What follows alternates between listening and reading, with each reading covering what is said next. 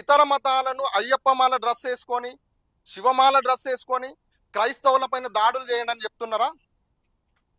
లేకుంటే హయ్యర్గా ఉన్నటువంటి ఎవరైతే మతాల గురించి చిచ్చులు పెడుతున్నారో వాళ్ళు ఈ విధంగా చేయమని చెప్తున్నారా? అసలు ఎటు పోతుంది సమాజం? ఒక హిందూ గుళ్ళపైన దాడి జరుగుతుంది, చూస్తున్నాం. ఎవరు చేస్తున్నారు? మీరు చేసే ప్రవర్తన వల్లనే ఎదుటి వ్యక్తి చేస్తున్నాడు. ఒక ముస్లిం ఏదైతే వాళ్ళకి మసీదులు ఉన్నాయో వాళ్ళపైన దాడులు జరుగుతున్నాయి. క్రిస్టియానిటీ పైన కూడా దాడులు జరుగుతున్నాయి. మళ్ళీ ఏ ఒక్క క్రైస్తవుడైనా ఎక్కడైనా ఏ ముస్లిం గుళ్ళపైన కానీ ఏ హిందువుల గుళ్ళపైన కానీ ఒక క్రైస్తవుడు దాడి చేసినట్టు ఏమన్నా చూపిస్తారా? మీరు సమాజంలో చూపిస్తారా? నేను ఒకటే కోరుతున్న ప్రభుత్వాన్ని ఏంటంటే, ఇక్కడ మతాలను కులాలను పక్కకు పెట్టి మనుషులను ప్రేమించాలని నేను చెప్తున్నా వాళ్ళకు.